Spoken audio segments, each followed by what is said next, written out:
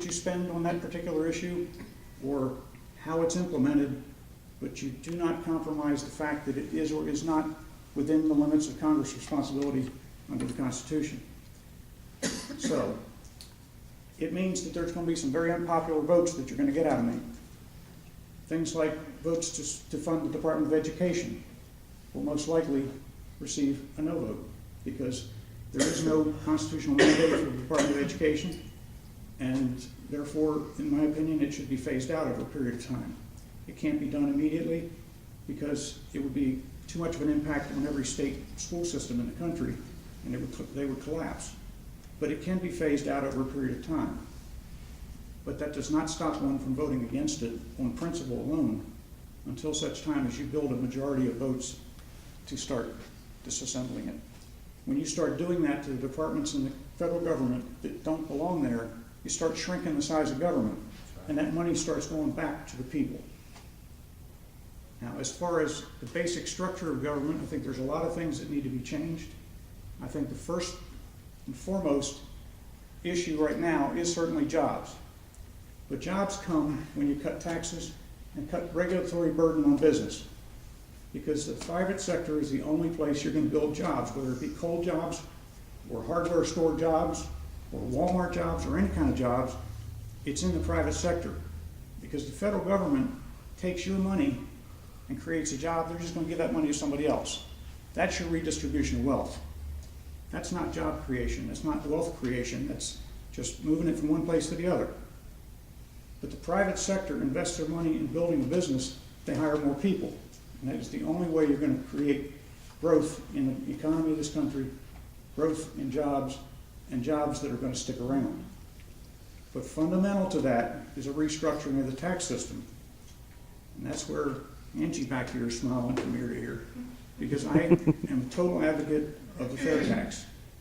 For those of you who are not familiar with it, please see this lady in the second row at the end, and she will be happy to inform you of where to find the information about it. She's going to talk more about it than I do, and I'm a sole believer on it. It is absolutely a very simple consumption-based tax. It takes the burden off of business. It spreads the tax burden over twice as many people. It eliminates the payroll taxes. It eliminates the Social Security and Medicare taxes. It means that the average or the individual worker gets paid $8 an hour, he takes home $8 an hour. And then the only taxes he pays are on what he spends. So the more you save, the less taxes you make. The same thing applies to businesses. If they don't spend it, they invest it into their business, they don't pay taxes on it. That immediately creates a tremendous amount of working capital and creates a ton of jobs, instantly. You pass that law and you will see this economy boom. It's in Congress right now.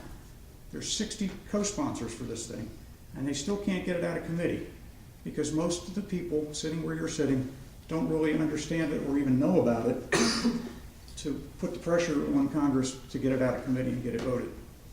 But it is an excellent thing. But it basically will put the entire structure of our country on a different footing, a much more optimistic, business-based, free market-based system, and it does it by eliminating the IRS.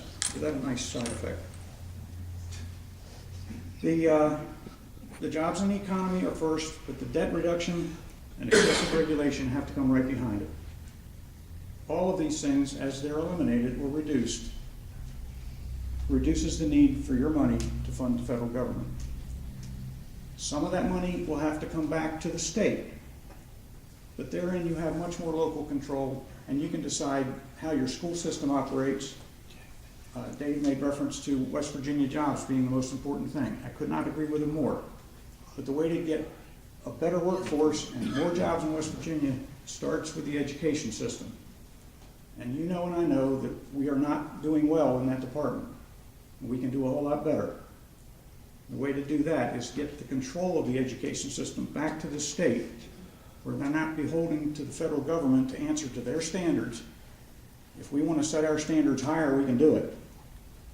If we don't, I don't know why we wouldn't, but if we want to set our standards, we should have control of that here. The education of our youth are a responsibility of the state and of the people in the state, not the federal government.